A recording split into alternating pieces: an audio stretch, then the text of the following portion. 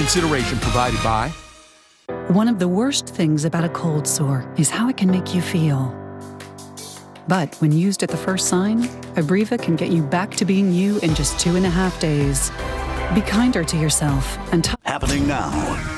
A vehicle pursuit through multiple counties ends with the suspect shot numerous times in front of a Southwest Side elementary school. I'm Devin Clark with the latest details coming up. Governor Greg Abbott hosting a roundtable discussion on the economy here in San Antonio today. Some of his plans for the legislative session. Today, a new milestone in the coronavirus emergency. There are now more than 100 million confirmed cases worldwide. Coming up, the problem states are facing with vaccinations and the grim new death toll predicted. And after another spring-like day, you will notice some changes in the days ahead. I'll break that down into details coming right up. Free tax help. The Volunteer Income Tax Assistance Program has gone curbside this year. Coming up, we'll explain. The news at 5 starts right now. And first at 5, it ended in a hail of bullets this morning outside an elementary school with one man in critical condition. But it started as just an ordinary traffic stop, escalating into a 2-county car chase and an exchange of gunfire. And as you can see from the video, the suspect live streamed the chase to Facebook as it was happening. Devin Clark spent most of the day near the intersection of Springvale and Dumont on the southwest side, where it all ended. He walks us through what investigators and witnesses say happened here. This cell phone video captured on the highway shows part of a pursuit that officials say began in Pleasanton. Pleasanton PD initiated a traffic stop on a vehicle for a moving violation. During the course of that traffic stop, the passenger was identified as having a warrant and was taken into custody. That's when officials say the driver, still unidentified but said to be in his 30s or 40s, took off in this silver truck. Then, using a handgun, began a streak of violence near Highway 97 and IH 37. There were reports that the suspect inside the vehicle began shooting. Investigators say the suspect continued into Bexar County and BCSO joined the pursuit. Near the intersection of 181 and Highway 37, deputies were able to successfully spike the vehicle. But even with 2 blown out tires on the driver's side, the suspect continued, reportedly firing more rounds. I was watching TV and I heard something going by. Surveillance video taken at a home on Springvale shows what officials say are the final moments of the chase. It sounded like he was on the rims. So I run out, sure enough. Then next thing I know, there's like one cop after another cop. Just a few blocks away on Springvale and Dumont, the chase finally ended right outside of the Jerry D. Allen Elementary School. It's where officials say the suspect got out and exchanged gunfire with 6 officers who returned fire. The suspect, the only person believed to be shot and taken to the hospital in critical condition. It was later determined he too had a warrant out for his arrest. And we do want to bring you live out here to where all of this wrapped up. This school, Jerry D. Allen Elementary, was immediately put on lockdown following the incident. And we do want to emphasize that no one else except the suspect was injured in all of this. However, we did see at least one bullet hole in a cruiser. And if you take a look behind me, you can still see that silver truck, that suspect vehicle, still on scene. We do want to give you a quick update, though. During this story, as it was airing, we heard from BCSO, who says that the passenger in this situation was told earlier that he was wanted on a warrant and taken into custody. However, now we're learning that after further review, his name was ran and he is cleared. No warrants. So that passenger has been released. Of course, this investigation is just beginning, and as soon as more details become available, we'll bring them to you. For now, reporting live on the Southwest Side, Devin Clark, KSAT 12 News. Quite a story there. Thank you, Devin. New at 5, Governor Abbott talking deregulation and economic growth during a stop today in San Antonio. This was the latest in a series of roundtables he's holding around the state on high-profile issues that the legislature is expected to address this session, like policing and COVID-19. Garrett Berger tells us some of the economic plans that the governor is laying out. This time next year, Texas will continue to be the jobs leader in the United States. by working together with the legislature. The governor promising prosperity today during a listening session on the economy at Brooks in San Antonio. He laid out plans for the legislative session, like increased broadband internet access and civil protections for businesses operating in good faith during the pandemic against what he called frivolous lawsuits. He also talked about legislators reviewing regulations suspended in the pandemic, think alcohol to go, for possible permanent cuts. I'm asking the legislature to review the regulations suspended during the course of the pandemic so that we can cut unnecessary red tape and unleash the full might of the Texas economy. Other issues like opportunity zones, the state's enterprise fund, COVID-19 testing on job sites, reducing delays because of permitting, and having a quality workforce also came up. In general, the measure seemed focused more on future growth rather than the ongoing pandemic. When we asked whether the state would direct state or federal dollars for grants to help struggling businesses, Abbott seemed to indicate no. Instead, he pointed to CARES Act money that went straight to cities like San Antonio, which has since been spent, assistance in the most recent stimulus bill, and possible future help from the Biden administration. Bottom line is through multiple avenues, there could be additional funding available. Those at the roundtable, which was heavy on representatives from the construction industry, seemed to like what they heard. All that we ask is do all you can to allow us to work and do what we do best and keep the projects coming because we're eager to keep building.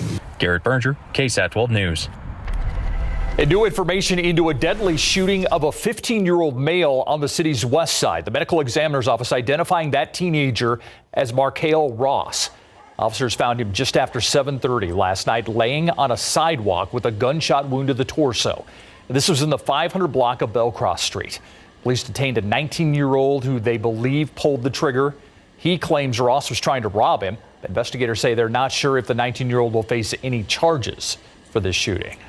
We don't know yet. So we've got a detective out here from homicide that's trying to determine that if this is indeed a homicide, if it was a self-defense situation. The police are hoping surveillance video of the shooting will help in their investigation. The 2021 Summer Games for the Special Olympics of Texas had to be postponed due to the pandemic. Originally scheduled to begin on April 29th at Morgan's Wonderland, officials with SOTX say that the games will be played at a later date to ensure the safety and health of all attendees. While a new date has not been given, the organization will make the latest updates available on its website, sotx.org/Summer Games. 100 million. That's how many confirmed cases of COVID-19 there have been since the start of the pandemic. That's worldwide. And ABC's Rena Roy reports there's now some real concern about new variants popping up across the U.S. now. A devastating winter here in the U.S., with the country averaging more than 3,000 COVID-19 deaths every single day, according to the COVID Tracking Project. January on track to be the deadliest month since the pandemic began. The race to vaccinate more urgent than ever, with mysterious new variants of COVID-19 appearing coast to coast. Scientists believe they're more contagious and possibly more dangerous. Whenever you have that, you obviously need to double down a bit on the public health measures, which we should be doing anyway. And many Americans are trying to get protected, but they're hitting roadblocks. Liz Scott of Arizona has been unable to book an appointment for her parents' second shots. I know this sounds dramatic, but this is a life or death situation. They have compromised immune systems. I haven't seen my parents or spent time with them, and it's going to be a year. Mass vaccination sites are now open across the country, like this one in Chicago, but state officials say there's just not enough vaccine to go around. The truth is, we do not yet have enough vaccine for those most at-risk serious complications or death from this virus. We're getting about 266,000 initial doses a week now. We obviously have demand that far outstrips that. President Biden is aiming for 1.5 million shots a day, but says it will take some time, warning the death toll could soon top 660,000. Both Pfizer and Moderna, whose vaccines are already in use here in the U.S., say they're both on track to deliver 200 million doses to the federal government by summer. They're also looking into booster shots to help protect against new variants. Rena Roy, ABC News, New York. New at 5, free tax prep help. Once again, the Volunteer Income Tax Assistance Program set up to help low to moderate income people file their tax returns. But as 12 on your side's Marilyn Moritz shows us, this year it's different and socially distanced. Send it over to IRS. Arthur Dukes was first in line at the Claude Black Community Center. I'm serious about my money. To get help filing his federal income taxes. Errol Watler just off the overnight shift at the nursing home right behind. It's free and they're really nice when they help you out. This is what the Volunteer Income Tax Assistance, or VITA, setup usually looks like. People waiting, W-2s in hand. But this year, tax time has gone curbside. Instead of 19 sites, there are only 9 where folks can pick up a packet. VITA is asking taxpayers to make their own copies of all documents. So if they're able to make their copies, they can pick up the packet, complete it in their cars and drop everything off, or they can just pick it up from the table and go home and complete it, take their time to fill out the forms and add their documents to it. Or they can send everything in by email. The tax help is available to households that made $55,000 or less last year. VITA, given the pandemic, expects to help 32,000 people again this year, maybe more. The goal, help as many people as they can maximize their return and save people like Jose Vasquez the cost of tax preparation. I would have to pay probably $50, $60, $50 or $60. I could buy some groceries at H-E-B.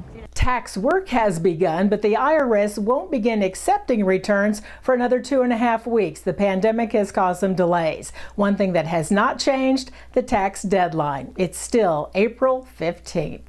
Marilyn Moritz, KSAT 12 News. And we have more information about the VITA locations and the tax documents you need on our website, KSAT.com. Now to the impeachment trial of former President Donald Trump. Senators today took the oath as jurors of the trial of the former president.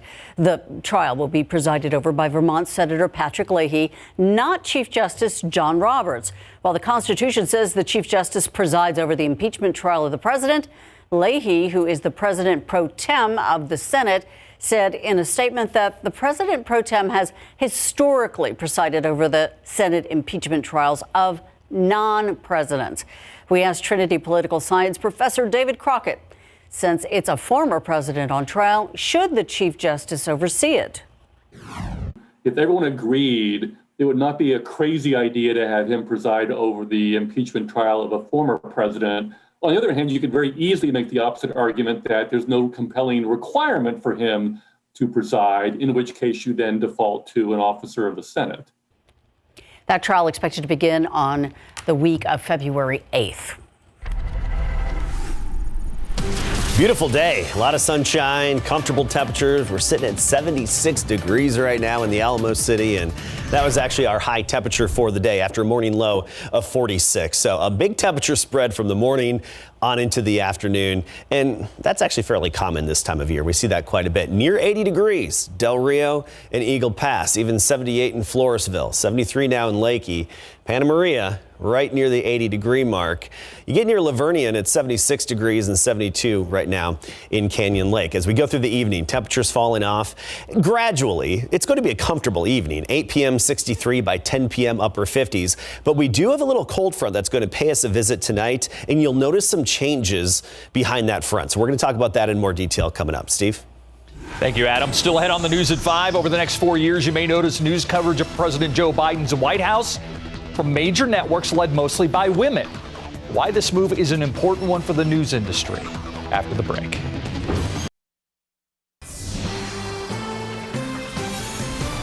President Joe Biden's cabinet includes a lot of women from very diverse backgrounds. Well, that diversity is carrying over into news coverage of his administration.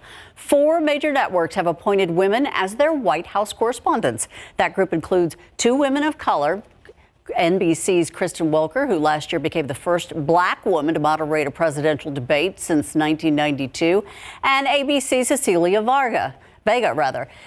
Caitlin Collins and Nancy Cortez will be covering the White House for CNN and CBS, respectively. Aurelis Hernandez, the vice president for the National Association of Hispanic Journalists for Print, tells us organizations like the NAHJ have been pushing for years to make newsrooms more representative of the communities that they serve. If we're going to survive as an industry, we need to respond to the needs of our audience. Our audience is multicultural. Our audience is increasingly Hispanic. Our audience is looking for stories that are about and for them. That means telling stories from the perspectives of journalists of color, particularly Hispanics. Hernandez says, although it's great to see women in charge of storytelling, she hopes to see more women rising to higher positions of power within the major news networks.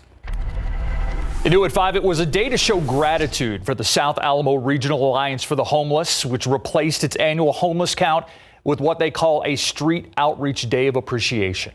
The organization's 2021 Unsheltered Point in Time count, which usually provides critical data used to help ensure the safety of those experiencing homelessness in our community, well, it was canceled this year due to the COVID-19 pandemic.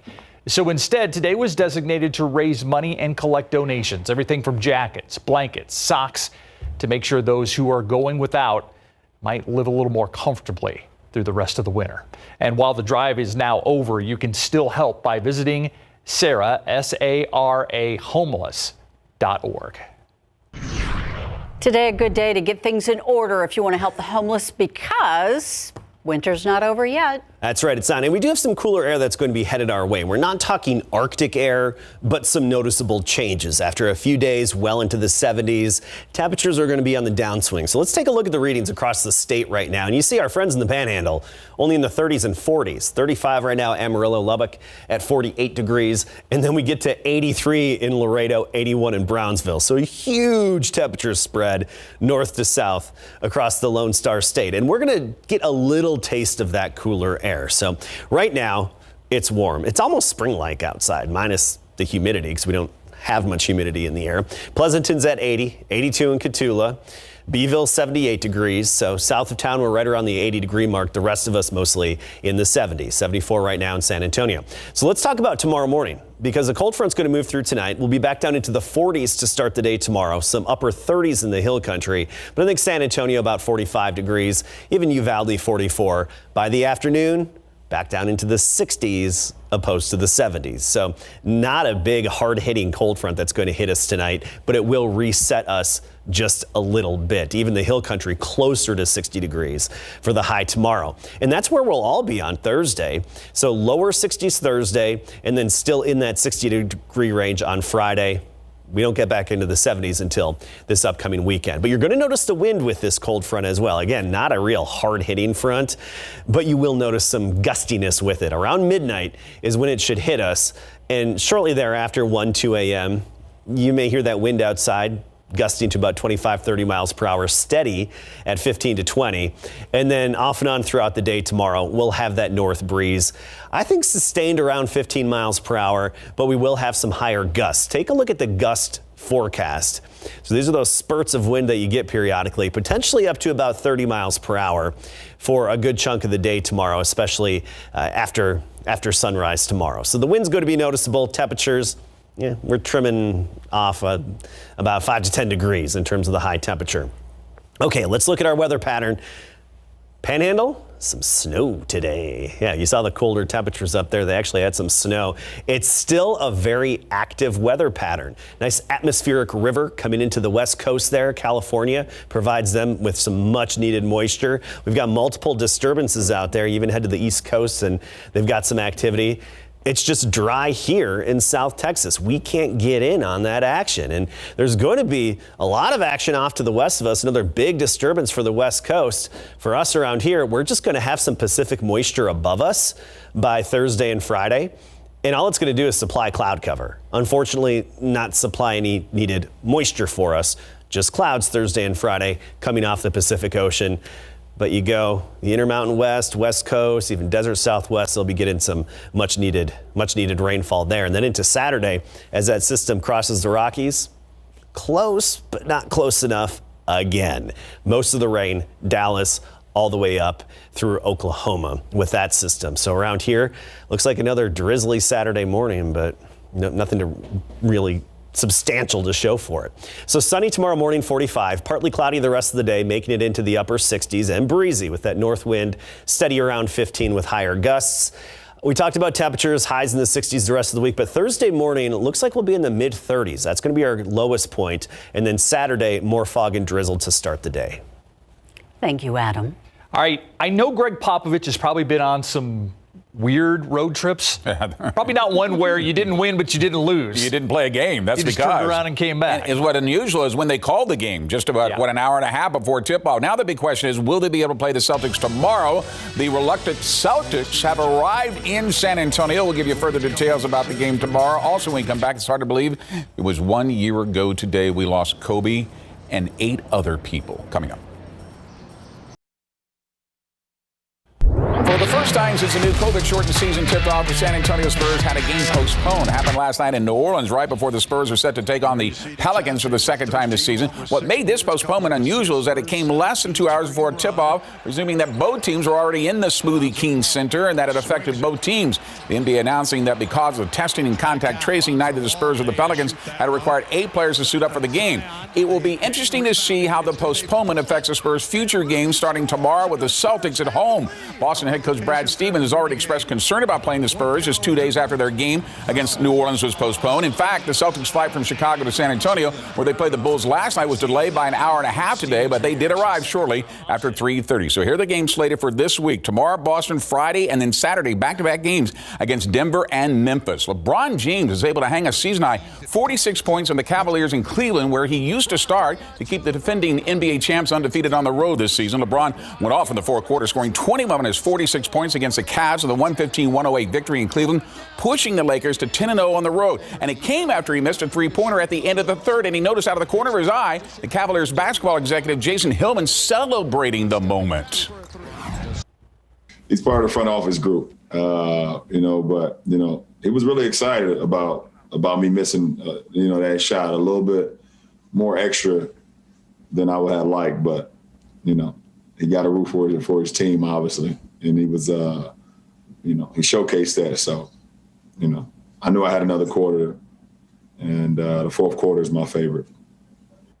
The Lakers' victory came on the eve of the day we remember as the greatest tragedy in Laker history. It's hard to believe that 1 year ago today, Kobe Bryant, his daughter Gianna, and 7 others lost their lives in a helicopter crash near Thousand Oaks, California. It was a foggy Sunday morning as Kobe was attempting to get his daughter and friends to a basketball camp, only to die in the crash short of Camarillo Airport, where they were scheduled to land. The National Transportation Safety Board expected to release its final report on the crash on February the 9th, but earlier in June, the NTSB indicated the pilot more than likely became disoriented in the fog. And they're also celebrating his life right now as a result over in Italy, where he spent some time over there when his father played basketball, actually dedicating a park in his name today and that of his daughter Gianna as well. At tributes. Yes. Yeah. Thank you, Greg. We'll be right back. Temperatures not taking a huge hit from tonight's cold front, but we will be back down into the 60s the rest of this week, a bit breezy tomorrow. Our lowest point Thursday morning in the mid-30s, but that's going to be the exception rather than norm. Another weak cold front hits late Saturday, not a hard-hitting front. Thank you, Adam, and thank you for watching the News at 5. See you back here at 6 o'clock. World News is next.